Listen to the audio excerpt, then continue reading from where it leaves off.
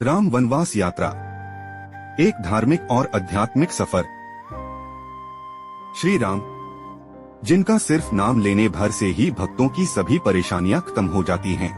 हम आज बात करेंगे उन्हीं मर्यादा पुरुषोत्तम भगवान राम के अद्वैत और आध्यात्मिक सफर की, जिसे हम कहेंगे राम वनवास यात्रा। राम वनवास यात्रा एक ऐसा मार्ग है जो भगवान राम के 14 वर्ष वनवास के गाथा हमें विस्तार में बताता है, जैसी कि रामायण में उल्लेख है। यह यात्रा मोहक वनों, दिव्य आश्रमों और पवित्र नदियों से होकर गुजरती है, जो इस प्राचीन कथा में छिपे अर्थों की एक झलक प्रदान करती है। भगवान श्री राम ने ऋषि मुनियों से शिक्षा और विद्या ग्रहण की, तपस्या की और भारत के समस्त प्रकार के भारतीय समाज को एकजुट करा के उन्हें धर्म के मार्ग पर चलाया था। अयोध्या।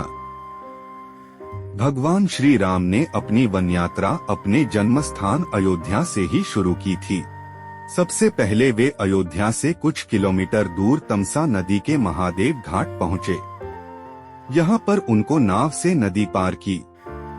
तमसा नदी पार करते हुए भगवान राम ने जिस घाट पर वनगमन का पहला रात्रि प्रवास किया था, वह स्थल रामचैरा के नाम से जाना जाता है। इसके बाद उन्होंने गोमती नदी पार की और श्रृंगवेरपुर पहुँचे, जो निषादराज गुह का राज्य था। यहीं पर गंगा के तट पर उन्होंने केवट से गंगा पार कराने को कहा था। श्रृंगवेरपुर को वर्तमान में सिंगरौर कहा जाता है।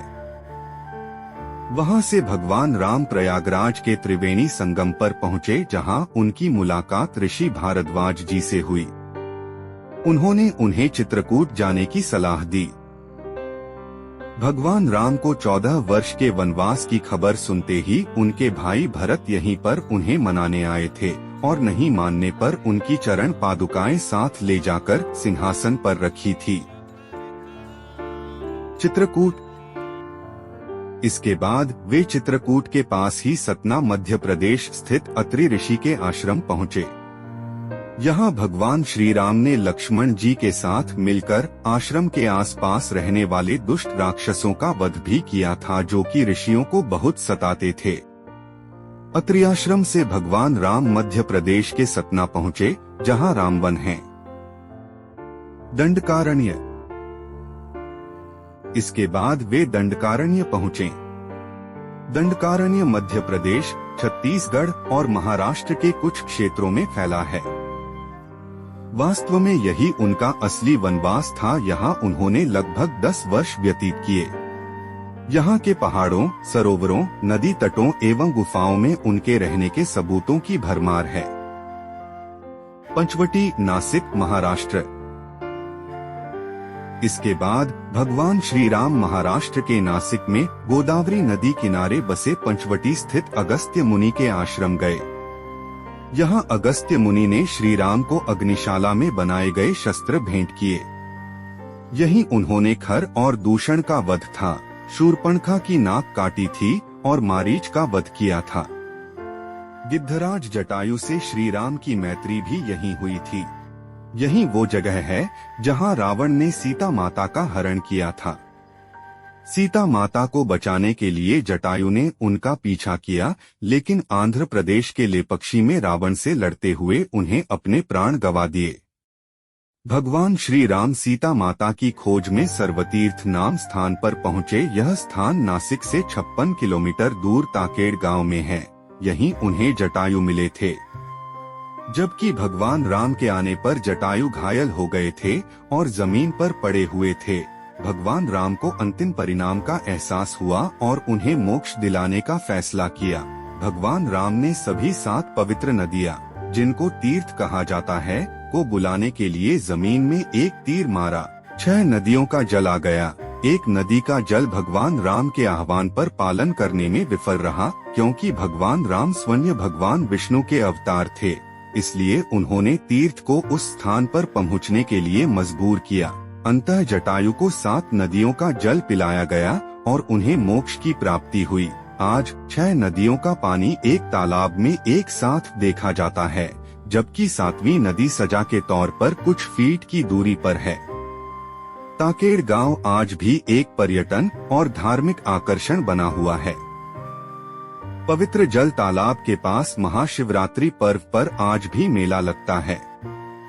ऋषिमुख पर्वत किष्किंधा। इसके बाद श्री राम और लक्ष्मण सीता जी की खोज में तुंगभद्रा तथा कावेरी नदियों के क्षेत्र में पहुँचे और उन्होंने पार करते हुए कबंध राक्षस से मिलने के पश्चात वे माता शबरी के आश्रम पहुँचे, जहाँ शबरी उन्हें अपने जूठे बेर खिलाती है जिसे राम बड़े प्रेम से खा लेते हैं। माता शबरी का वह आश्रम छत्तीसगढ़ के शिवरी नारायण में स्थित है। उन्होंने श्री राम को सुझाव दिया कि वे वानर साम्राज्य के हनुमान और सुग्रीव से मदद लें, जो पंपा झील के दक्षिण में ऋषिमुख पर्वत पर रहते थे, जो कि आज कर्नाटक में स्थित है। यहाँ उन्होंने सुग्रीव से मित्रता की, हनुमान जी से मिले, वाली का वध किया और किष्किंधा का राज्य सुग्रीव को वापस दिलवाया। इसके बाद भगवान श्री राम ने सीता जी की खोज में वानर सेना के साथ समुद्र की ओर प्रस्थान किया और कोडिकरी पहुँचे, जो कि तमिलनाडु राज्य में है। वहां उन्होंने जाना कि लंका तक पुल बनाने के लिए यह स्थान उचित नहीं है।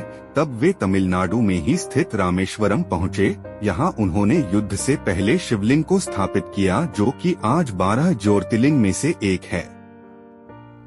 धनुषकोडी। ऐसा माना जाता है कि धनुषकोडी शहर वह स्थान है जहां भगवान राम ने भगवान हनुमान को एक पुल बनाने का आदेश दिया था, जो उनकी सेना को श्रीलंका तक ले जा सके। इसका नाम धनुषकोडी इसलिए है कि यहां से श्रीलंका तक वानर सेना के माध्यम से नल और नील ने जो राम सेतु बनाया था, उसका आकार मार्ग धनुष के समान ही है। ये भी कहा जाता है कि हिंदू धर्म ग्रंथों के अनुसार रावण के भाई विभीषण के अनुरोध पर राम ने अपने धनुष के एक सिरे से सेतु को तोड़ दिया। श्री राम जी ने अपनी सेना के साथ मिलकर राम सेतु पुल का निर्माण कर लंका पर आक्रमण कर दिया। फिर ब्रह्मास्त्र से रावण का वध करके माता सीता को साथ लेकर अयोध्या वापस आए। नुवारा एलिया पहाड़िया, श्रीलंका। वाल्मीकि रामायण के अनुसार श्रीलंका के मध्य में रावण का महल था। नुवारा एलिया पहाड़ियों से लगभग 90 किलोमीटर दूर बांद्रवेला की तरफ मध्य लंका की ऊंची पहाड़ियों के बीचों बीच सुरंगों तथा गुफाओं के भंवर जाल मिलते हैं। यहाँ ऐसे कई पुरातात्विक अवशेष मिलते हैं जिनकी कार्बन डेटिंग से इनका काल निकाला गया है।